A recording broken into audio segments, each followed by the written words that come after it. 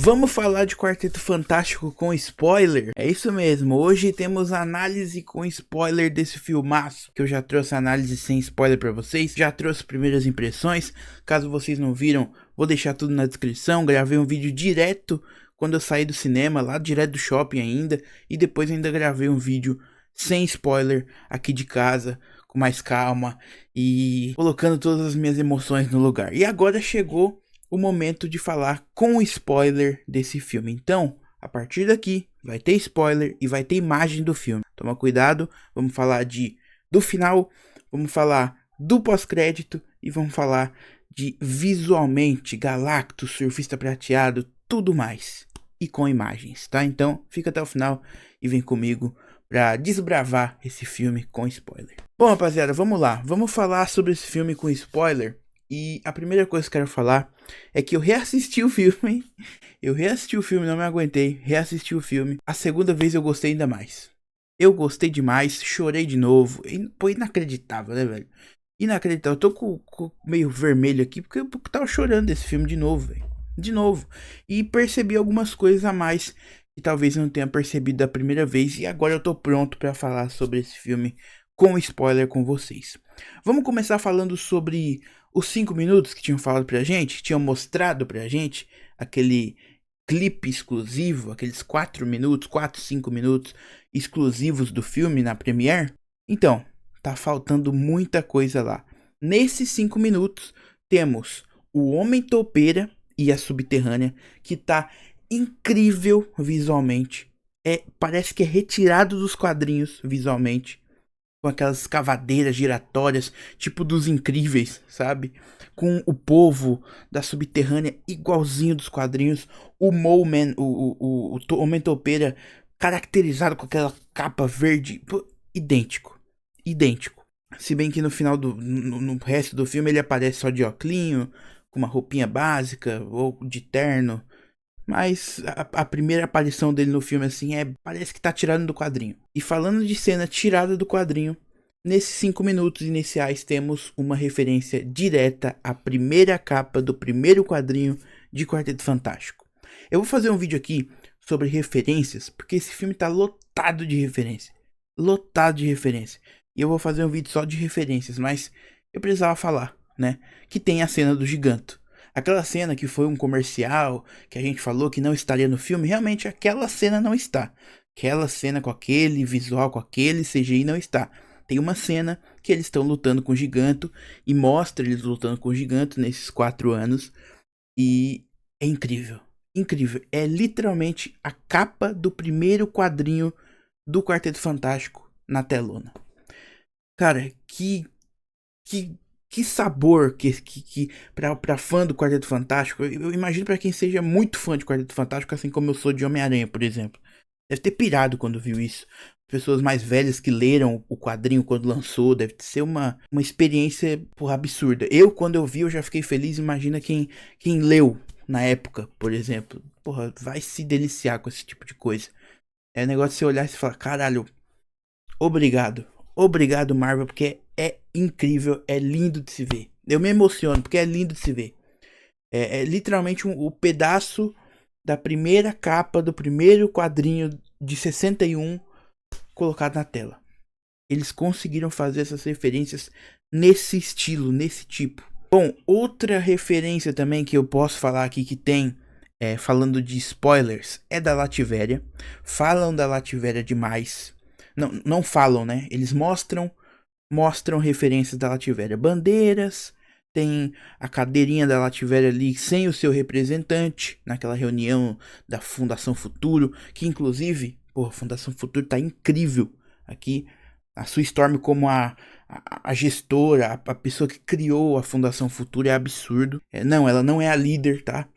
Antes que comecem com essa história, porra, todo mundo já tá cansado de saber que o Reed Richards toma as lideranças, toma as rédeas desse filme. E muito bem, inclusive, Reed Richards do Pedro Pascal, ele é todo momento pirado em, caralho, o que eu vou fazer, o que eu preciso fazer pra salvar, preciso fazer cálculo. Ele é pirado nesse filme, e ele é o Reed Richards desse jeito. Toda hora pensando em cálculo, pensando em que ele precisa saber, ele precisa calcular todas as maneiras, todas as possibilidades. E, inclusive, naquela cena que ele tá dando aula, ele fala sobre multiversos, universos paralelos e viagem entre universos. Ele fala que ele sabe que o multiverso existe. Então, já deixando essa referência para o que vai acontecer pós o filme, né? Porque eles vão para outro universo. O filme, inclusive, começa contando que eles são da Terra 828, como eu trouxe o vídeo aqui para vocês, em homenagem ao Jack Kirby, né? O aniversário dele. E eles vão para a Terra 66, né? Atrás do que acontece no pós-crédito, que daqui a pouco a gente fala. Mas realmente o Reed Richards está muito bem feito, mas quem toma a rédea, quem toma o comando ali da Fundação Futuro, quem cria a Fundação Futuro, quem tá ali realmente com o rosto na Fundação Futuro é a Sue Storm, e faz muito bem, né? Ela consegue um tratado de paz com o Moment, com o Homem-Topeira, que tem um quê de apaixonado pela Sue Storm, né? Dá pra ver, mas quem não é? Quem não é apaixonado pela Sue Storm de Vanessa Kirby, né? Absurdo. E precisamos falar dela. Precisamos falar dela agora. Sue Storm de Vanessa Kirby é emocionante. Falei nos outros vídeos e falo nesse de novo. Todas as vezes que eu me emocionei nesse filme foi por causa dela. Uma vez foi por causa do Johnny, tá? Do Joseph Quinn. A cena que ele fala... avise o Franklin que o seu tio o ama e ele vai se sacrificar. E não consegue. Mas todas as outras cenas eu me emocionei foi por causa da Sue Storm. Quando ela tá fazendo a força do mundo inteiro pra teletransportar o Galactus, que ela tá colocando toda a força dela e empurrando um ser interdimensional galáctico por conta do amor de mãe. Ela vê o seu filho na mão de um ser gigantesco, cósmico, e mesmo assim ela tem a força e o poder de empurrar ele só porque o instinto de mãe faz isso. Essas partes do filme que tem o instinto de mãe da Sue Storm, a Vanessa Kirby consegue transmitir perfeitamente pra tela. A briga, a discussão, pelo que o Reed fala, pelo que o Reed deixa entender que eles têm a solução, mas eles não vão usar, que é fácil, rápido e aceitável. Ela se transforma porque é aquela pessoa da família dela, e depois ela dá aquele discurso emocionante também, somos como uma família. E, cara, absurdo realmente a Sue Storm. Os poderes dela estão muito legais, ainda mais sabendo que é meio um desfoque de câmera, né? É meio... os poderes são meio práticos, né? Meio práticos, meio CGI, muito bonito. Ela sumindo com a nave. Como eles estão há 4 anos atuando, todo mundo já usa os seus poderes magnificamente. Ela sumindo com a nave, ela deixando a nave invisível. No meio do parto. Então assim, ela tá dando a luz, só que ela tem forças pra deixar uma nave invisível. E ela tem força pra empurrar o Galactus pela cidade, pô. É absurdo. O Reed Richards também, os poderes dele, por mais que a gente não veja como foi nos outros, usar meus poderes pra atacar, vou usar meus poderes pra virar um lençol gigante e embrulhar o Doutor Destino, igual foi lá no primeiro. Ele não usa os poderes muito pra combate, ele usa mais pra movimento. Ele usa mais pra se movimentar, como se fosse, tipo, sei lá, um demolidor pelos cabos, como se fosse um Homem-Aranha se pendurando. E funciona, velho. Funciona porque a gente queria ver os poderes dele, viu, e tava muito legal. Mesmo sendo simples, que eu digo, a ação que ele tá fazendo, é muito legal. É muito bem feito. E convence. E esse é o principal, convence. E já falei, Pedro Pascal de Reed Richards, perfeito. Um líder nato.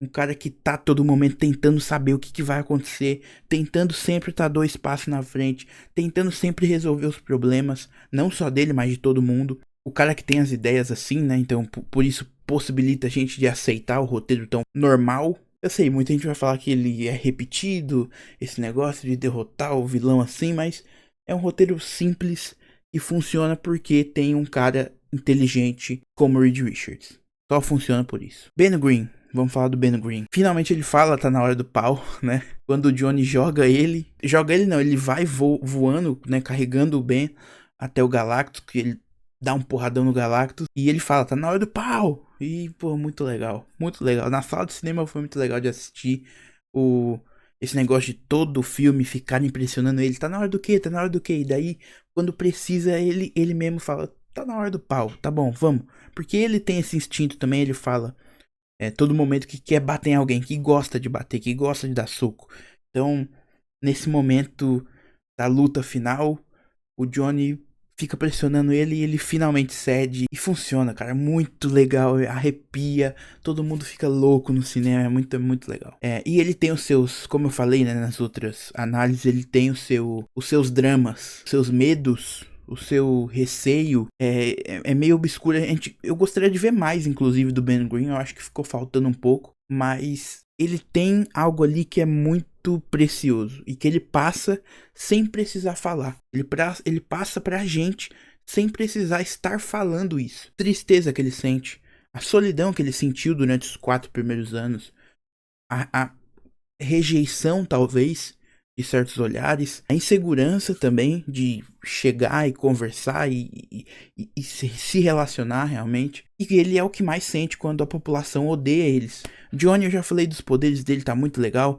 Tem algumas vezes que parece prático, né? Tem uma hora que acaba a luz e ele começa a pegar fogo. Parece que o Joseph Quinn tá pegando fogo. Vai estar passando as imagens aí pra vocês. Mas, pô, absurdo. É uma cena de piadinha, né? Que ele fala, pô, acende a luz lá de novo. Aí ele vai andando e o Reed fala, é pro outro lado. Incrível, incrível, muito bem feito, muito legal. O Herb também é muito abraçado pela família. Ele faz parte da família, é o bichinho de estimação quase ali, né? O robozinho deles, é o cara que ajuda, o carinha que ajuda ali todo mundo. Faz sanduíche, monta o berço, ajuda a pilotar a nave, ajuda a fazer as coisas. Absurdo. O Herbie é uma fofura, é muito legal e funciona muito bem. Funciona muito bem. Ele não precisa nem falar, é só roboticamentezinho e a gente dá risada, a gente fica feliz, alegre, muito legal. Galactus e Surfista Prateado. Eu vou ser rápido aqui, tá? Gigantescos. O Galactus de tamanho e a Surfista na história. E eu falei que eu ia falar sobre a Surfista mais a fundo nesse vídeo, que é o seguinte. Por que escolheram a Surfista Prateada? Eu vou falar dela antes, depois eu falo do Galactus. Mas a Surfista Prateada, por que foi uma boa escolha? E por que faz sentido? Primeiro, o Johnny ia se apaixonar por ela, o Johnny ia ser o interesse romântico dele, mas não só por isso. Porque quando o Johnny descobre, inclusive ele descobre, essa é uma parte importante e linda do filme, ele descobrindo, ele fazendo ela lembrar do que ela fez, ele falando, eu quero fazer o que você fez pelo seu planeta, e ele falando, me leva, não leva o meu sobrinho. Mais uma vez me emocionei lembrando, mas foi uma cena incrível. Ela lembra do passado quando ela virou a arauta do Galactus, que ela falou, eu viro a sua arauta e você poupa a minha família, poupa o meu universo. Por que a Shalla-Bal foi a escolhida? Para este momento dela entender que ela estava acabando com uma família, assim como ela salvou a família dela. E que essa família que ela estava quase acabando, e que ia acabar, tá tentando fazer o que ela fez, que foi proteger a família dela. Aparece ela brincando com a filha dela, então é uma mãe também. Não tem por que ser o Norman Red, entendeu? Não tinha por quê. Fazia muito mais sentido para a história familiar, a história materna, que fosse a Surfista Prateado, entenderam? É de pensar assim, você fica pensando e caindo a ficha. São muitas camadas esse filme, velho. São muitas camadas esse filme que, porra, pega de um jeito que você pra pensar e fala, caramba, entendi agora, entendi. Tem nada de lacração, não tem nada de feminismo e os caralho a quatro que a galera ficou falando. A Surfista, ela tem esse propósito. Também o lado familiar. Ela entendeu o que aquela família tá passando. Porque ela fez algo que salvou o planeta e a família dela. Então, é absurdo. Faz sentido. E é muito, muito legal. E o visual dela também tá absurdo. Galactus. Galactus gigantesco. A cena dele de apresentação é absurda. Ele sentado assim, ele levanta. Pô, todo gigantesco, assim, comparado ao quarteto, comparado à Surfista, pegando a Surfista com o dedo, levantando a Surfista com o dedo, assim, né, segurando ela, muito, muito, muito, muito foda. Realmente aquelas imagens que a gente tem no Google do Galactus gigantesco, assim, como se fosse só, tipo, uma sombra gigante, que você vê só o capacete dele, assim, em muitos momentos ele é isso. Quando ele chega na Terra, que ele pula da nave dele, já cai na água, e ele levanta, você vê e fala, caralho. Ele olha pra estátua, que não é aquele frame primeiro trailer. Melhoraram, inclusive, pra mim. E ele sai andando pela cidade. Porra, absurdo. O Galactus está incrível. E finalmente tivemos um Galactus digno. Digno dos quadrinhos.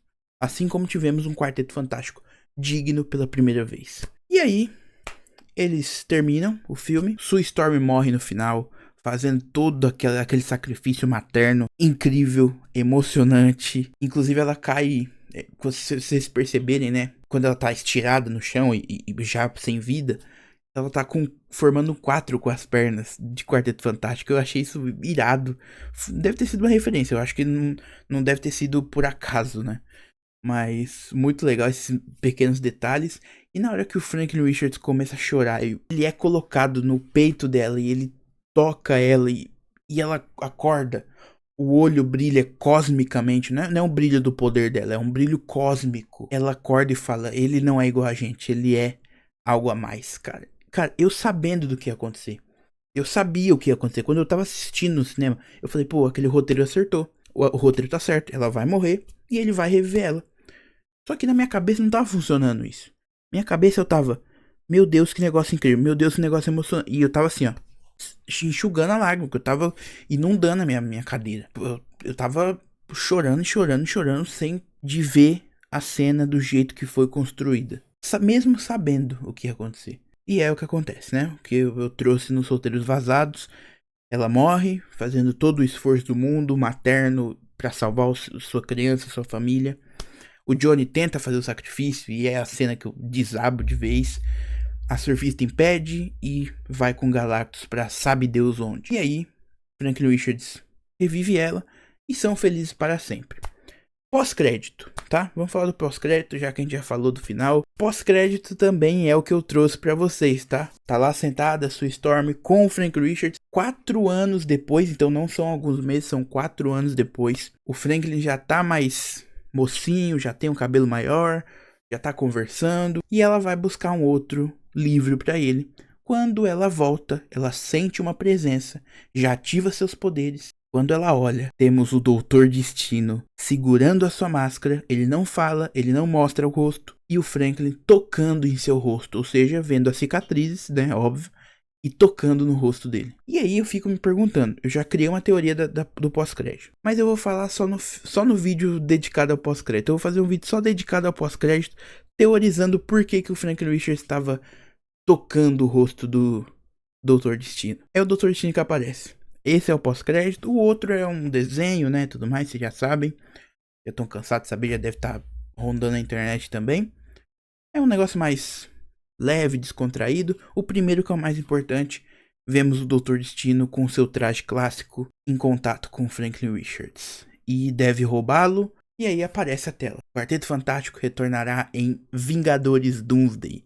Eu assisti dublado, então a tradução foi Vingadores Doomsday, tá? O nome de Vingadores Doomsday deve ser Vingadores Doomsday, né, na tradução, não Vingador Juízo Final, algo do tipo. Vai ser provavelmente Vingadores Doomsday. E é isso, esses são os spoilers, trouxe alguns dos mais quentes pra vocês. Vou fazer um vídeo de referência, como eu já falei. Tem muita referência, tem muita coisa legal. E vou fazer um vídeo só da cena pós-crédito, tá? Então, fiquem ligados aí no canal. Se inscrevam, ativem o sininho e vem comigo que tem muita coisa de Quarteto Fantástico pra gente cobrir. Tá só começando. E eles retornam em Vingadores Doomsday, né? Então a gente tá cobrindo Vingadores também. E assim que sair algum vazamento, qualquer novidade eu trago pra vocês. Beleza? Deixa o like se você curtiu, se inscreve, ativa o sininho e até a próxima. Valeu, falou, fui.